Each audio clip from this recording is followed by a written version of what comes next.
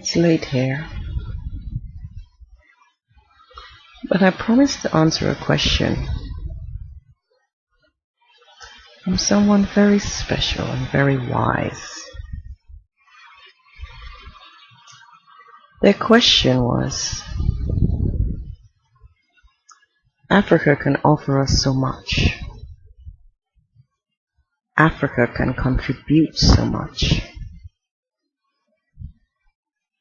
But Africa has to inform our generations about her priceless inheritance. Please, tell us what you think we can learn from you. Many of us are ready.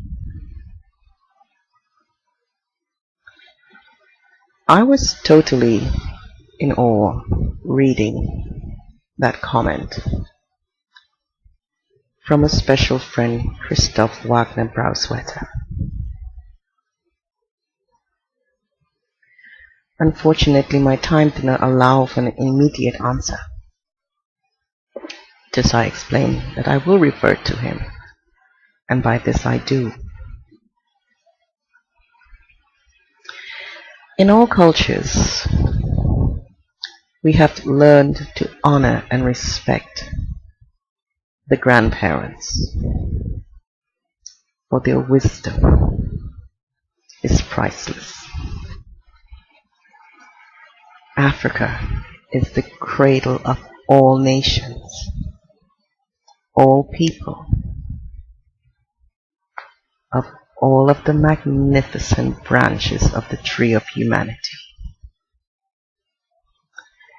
In all nations, we learn to honor the parents, and so to the grandparents.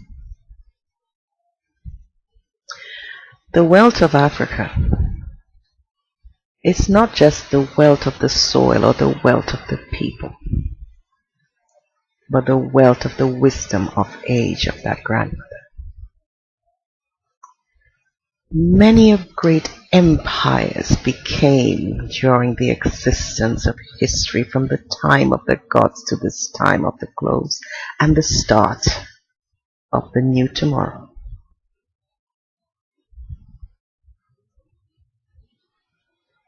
Solomon's wisdom has not yet been learned.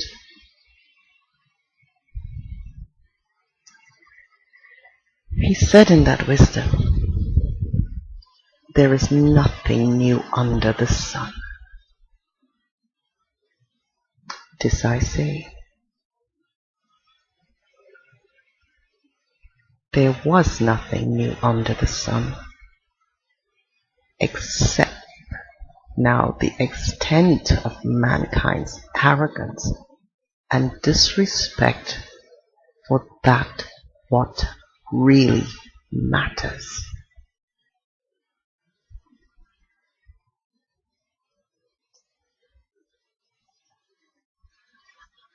Over the generations, we have seen great empires rise and great empires fall. Each of those empires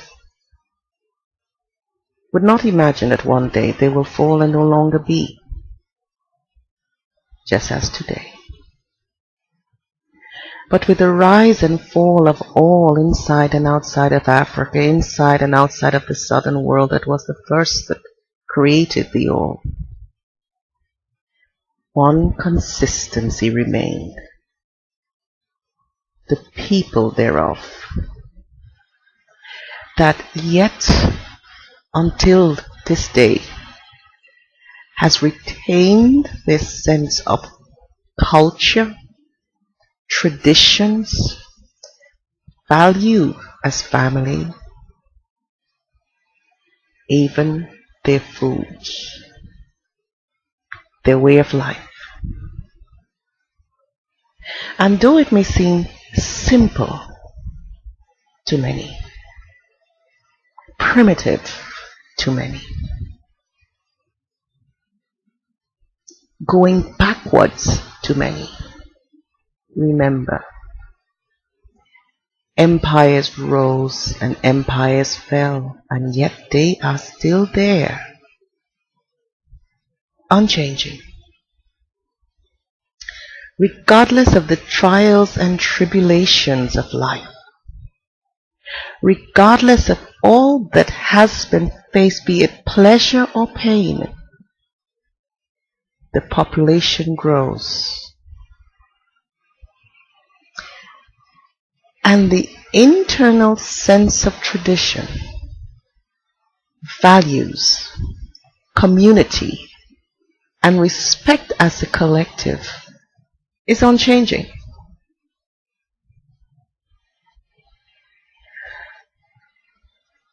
Africa, as all of the South, is massive. And all share that common shared sense of traditions and culture, all equally as a collective that is unchanging.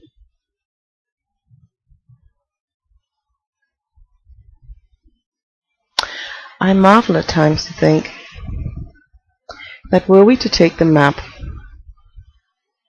of the world nations, the entire so referred third world encompasses the entire ancient world of the South, the region of grandmamas. And that region is suffering. From grandmama's house to grandmama's table. And yet, you will see the smiles on the face of the people. The joy and respect of culture. Because those things have more value because of its longevity than those of a system of things that easily fall, because that is perishable. We all need to remember our roots and change the collective thinking by going back into our past in order that we can move forward as a collective unity, recognizing and knowing, understanding our common shared ancestry, our common shared inheritance, our common shared purpose and goals of existence, because it is no longer there. Do not look upon people of the South, of different cultures, or their food is like this because of poverty, or their house is like this because of this. It's not. Though poverty have a role to play in many things, 1,000 years ago, 2,000 years ago, 3,000 years ago, the way of life has not changed. The circumstances have changed.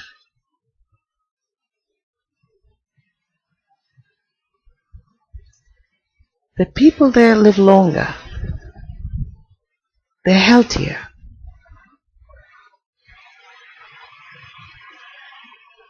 Do not see the sufferings of droughts and all of these things as the definition of who Africa and the world of the South is. It is not. It's just the indication of circumstances, some within manpower that we can change, and some outside of mankind's power that we can do our best to protect ourselves from the totality of the impact. the values and the culture honored, respected, that our collective ancestors fought and died for, we have forgotten. Today one buy a house and the first we do is to put a fence. Whether outside that fence is our brother or sister or cousin or neighbor that is homeless, it does not matter. The fence is there. That fence is not only that of the physical fence, but also the mental one.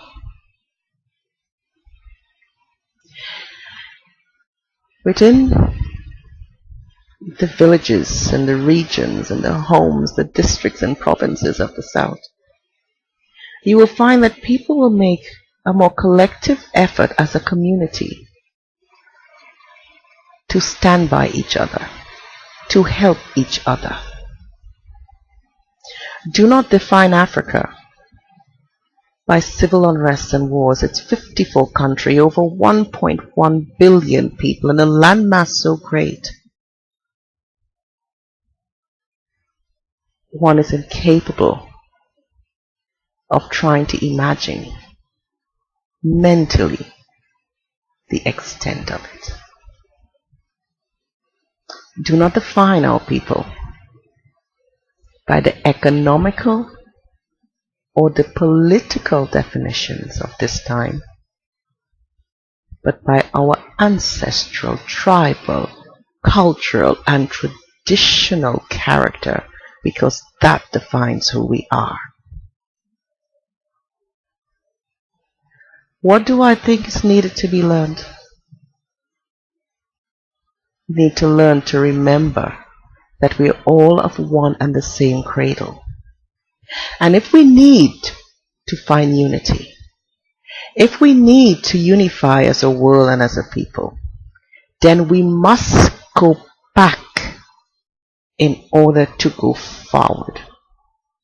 Not go back in a way of life and circumstances, but go back so we are refreshed and we recalled who we are, our ancestry, our tradition, our culture as a unity, as a people. We are one. Nubia was the firstborn.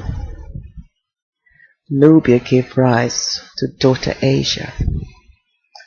And Asia, those beautiful ones born too of Africa. Caucasia. 3 children of one and the same cradle.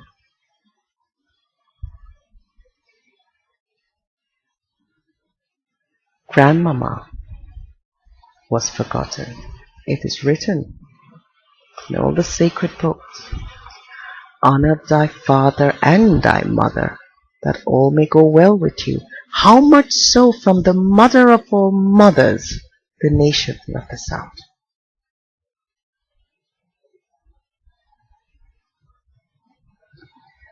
We must go back so we find again that root passion and compassion within us. We must look well and examine the positive. Put aside the negative in order that you can see clear what you must see and not be distracted by what is meant as a distraction. Remember, when your hand is cut, you bleed. When my hand is cut, I bleed too. Africa is bleeding. There's 7 billion people on the planet. And the majority of them are going more and more to the economical standards of the third world. It's frightening for some, and to others it's not.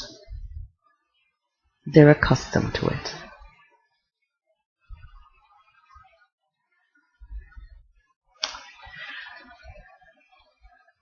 We have got to take stock of ourselves. We have got to start looking to the south, the cradle of the parents, with different eyes. Because all came, all grew. Empires stood, empires fell.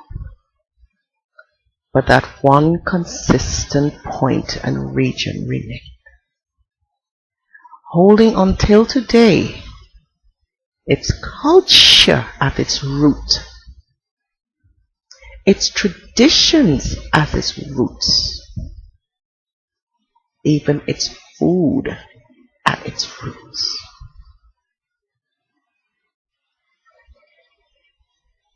Learn from it. We speak in parables in Africa. It's the culture and the people of the parables. Within that, there is much to learn and understand. Enlightenment to be found. For it's the language and the wisdom of the grandmama. We are one people, one root, many branches.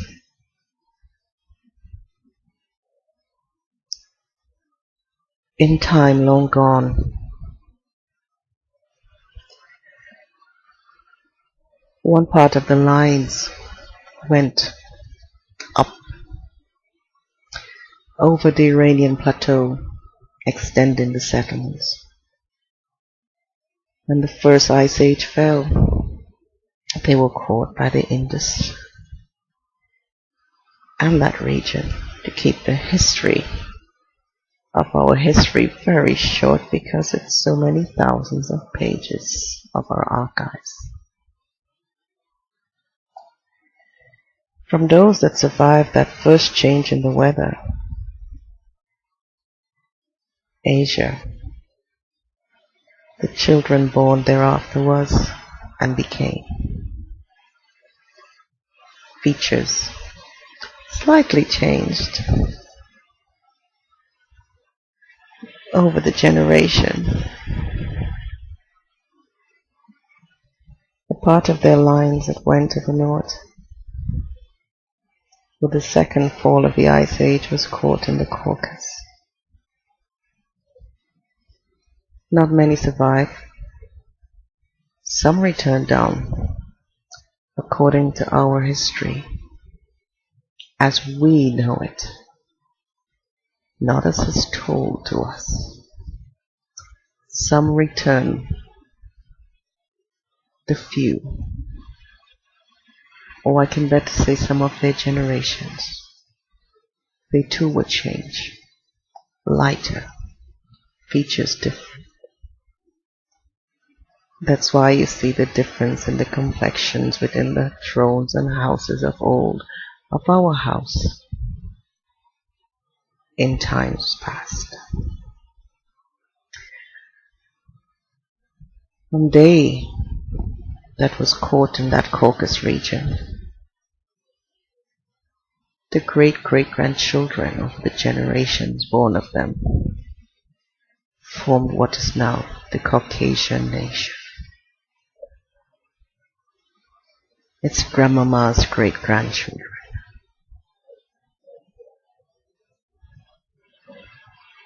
Humanity is one. To find oneself, to understand the priceless inheritance. Take the journey back in order that humanity itself can move forward. Now on unified grounds, as a unified people, with a unified purpose, for a unified world. and our generations of children to come as Earth's global family and the earthly flowers of heaven. Thank you for your question, Christoph.